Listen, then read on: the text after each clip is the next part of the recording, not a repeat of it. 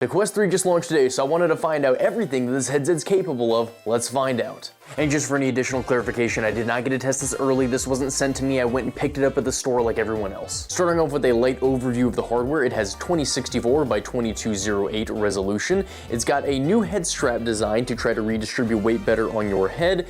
It's got two full color pass-through cameras and the same internal trackers down here at the bottom that we all know from the Quest 2 and the Quest Pro. Two audio slits per each one of the plastic sides right here, as opposed to the standard one that we all know. Pancake lenses, IPD slider, FOV estimated to be 110 degrees, new depth sensor, and overall slimmer than the Quest 2. And all these sound really great, but they sound like a bunch of commercial talking points. So let's actually try to expand into these shiny new features to see if they have an impact on your VR performance. With the new pancake lenses, increased resolution specs, and increased PPD, the resolution of the headset is a huge improvement over the Quest 2. I wouldn't go as far as to say that it's a night and day difference, or that after playing on the Quest 3 I can never go back to my Quest 2 again, but it is a difference nonetheless, and it makes the gaming experience a lot better. With the pancake lenses and the resolution inside the headset capable of up to 4K, it really does give an amazing gaming experience from a resolution standpoint.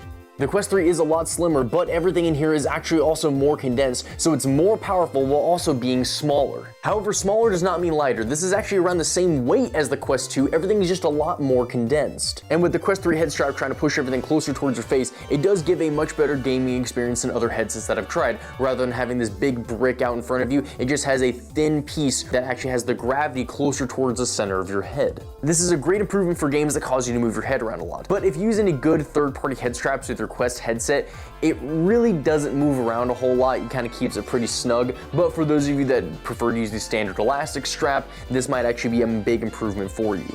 Unfortunately, our assumptions were also wrong with the Quest 2 head straps being compatible with the Quest 3. So if you decide to upgrade, you'll either need to wait for Quest 3 third-party head straps to release, or settle for the elastic strap in the meantime. With the fact that it's so similar, it does seem like developers could have made it compatible with just a bit more tinkering and let us temporarily block off the charging port and the audio port while we game, but it does seem like they really wanted everybody to buy the new head straps and in multiple colors. Pretty patties, available in 6 designer colors.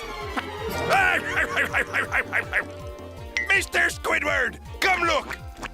Don't that look appetizing? Good, sir. Considering the Quest 2 Elite strap was so abysmal that I destroyed it on camera during one of my videos just to prove a point, I wouldn't advise getting the Meta brand Elite strap. However, I haven't actually had the new one on my head so far, so don't just take my word for it. A nice benefit though of the Quest 3 is the fact that the new face gasket actually has a feature where you can have the face gasket push your face further away from the headset or have it closer up. Closer up, of course, meaning that you will have a better perceived FOV. Further away though will give you more space inside the headset for those of you who have glasses. The options in this are pretty limited though, so if your frames are pretty thick, I wouldn't advise risking it. The tracking has been improved in some areas but is lacking in others. If I reach over my shoulders to grab something, it's been drastically improved and more accurate. However, when loading into certain games such as Contractors, my hands would sometimes be far away from me before the tracking kicked to actually bring it back into where my hands were. Also, it does have some tracking loss whenever the controllers get too close to the headset for situations like when I'm trying to snipe. I would say that the tracking is improved over the Quest 2, and it no longer has the tracking rings that I've seen countless people shatter online. The hand tracking is around the same as the Pro, but massively improved from the Quest 2. They still needed to work on things such as gestures, where sometimes I'd be trying to play a game and it wouldn't really know what my hand's doing. I'm like trying to let go of something and it just would not leave my hand. But the way that the hand tracking feels and interacts with certain things, even being able to push things in the menu where it feels like there's some sort of phantom touch or feedback, where there's not really any kind of vibration haptic feedback like there would be on a controller, but the way that your hand stops right as you're touching it and it takes a second to register and transition and everything almost feels like you're interacting with an actual panel, even though it's all virtual with hand tracking. And in low light environments with the Quest 3, the controllers actually did track, but the hand tracking does not work in the low light environments still. The battery just brings me back to my days of initially trying out the Quest Pro. When the Quest Pro released, everybody was talking about the battery life and how it was so much less than the Quest 2, mainly due to the fact that it was having this higher processing to create a better resolution. And it's the exact same problem on the Quest 3. The battery life on the Quest 3 is mainly due to its smaller size and higher resolution, so you're lucky if you even get 2 hours of playtime out of this thing. Most of the time it will be somewhere between an hour and a half and 2 hours. The controllers were great to hold and reminded me of the Quest Quest Pro controllers, but didn't have any tracking cameras to speak of. However, there was a comfort issue where sometimes I would feel the skin of my hand getting caught on this small crack in between the grip button and the controller, but other than that, they felt nice. The mixed reality in this was great overall. I think that their decision into this is hopefully going to have massive potential in the near future for more games that can be played in your own room.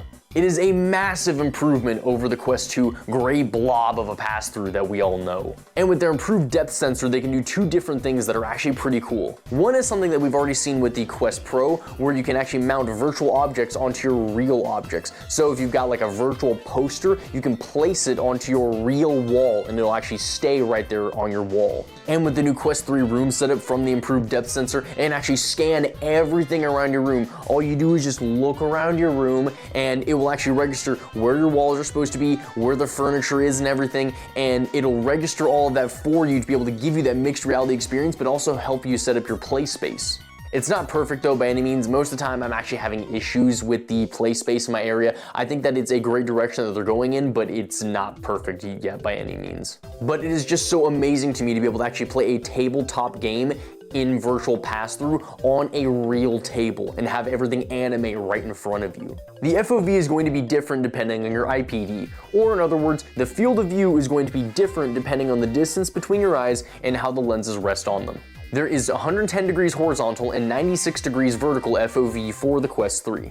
I've had a lot of people in my comments ask if VR is meant to have black borders, which I believe what they're talking about is when you have the headset on, there's a space inside the headset that you can actually see something in there that's not the game itself. That small space that's inside your headset but not right on your lenses that you're seeing is due to the FOV, or rather lack thereof. It's commonly referred to as the Fishbowl Effect, and the larger the FOV, the less of a fishbowl effect that you'll have. It also depends on how accurate your IPD is compared to where your eyes actually are. On the Quest 2, there's 3 notches that you can choose between, but on the Quest 3, there's actually a slider where you can choose anywhere between 60 and 70 on your IPD. I did want to let all of you know in case there's some limitations, because if any of you know your IPD already and you know that it's not in that range, then you may not have a good time with this headset. The headset now has 4 different audio slits as opposed to the standard 2 that are on the Quest 2 and the Quest Pro. It is of course louder, but the design choice here was to try to provide better directional audio. While it does provide some decent directional audio as opposed to the original Quest that has none, it doesn't make that much of a difference because the slits are so close to each other because of the limited amount of room that they have on the Quest trying to be so small. The sound quality is improved from the standard Quest 2, but is less than most third-party Quest 2 head straps that I've tried. Additionally, the microphone is around the same quality as the Quest 2, and in some instances where it glitches, it's happened to become worse. I personally haven't had any glitches, but some of my creator friends in the space have. And for some of my fellow creators in the space that are planning on getting a Quest 3, I did want to give you this last little blurb about the improved recording capabilities that myself and others had hoped for. It doesn't exist. Even playing something like Contractors and moving my head from side to side while having the native recording running caused some awful screen tearing that actually managed to make me a little nauseous. So it looks like we'll probably still have to wait on some software improvements for that. Is the Quest 3 a good entry product into VR? Absolutely. Sure, it's got some benefits and drawbacks, but I think it's a great leap forward for the world of VR. Should you get a Quest 3? I would honestly say that it's a great overall headset, but it's not going to be for everybody. If you're somebody who games every single day and you want to be at the forefront of comes with the mixed reality on the Quest, then I would say it's a worthwhile investment, especially with the fact that you're going to have it on almost every single day. You will start to appreciate that resolution increase a lot more. However, that doesn't mean you should necessarily throw away the Quest 2. If you find yourself gaming in VR once a week for a few hours, or you're fine with the current state of your VR, don't bankrupt yourself for this by any means. It's a great overall headset that I think will bring a lot of potential to the VR space, but it is not the holy grail by any means. For some of you VR users out there, depending on what you prioritize, you might enjoy having less resolution but more comfort having a Quest 2 with a third-party head strap over a Quest 3.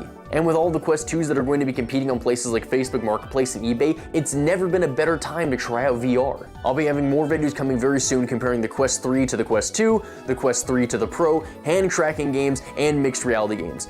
So stay tuned for that. Thank all of you for watching. Much love. Wise out.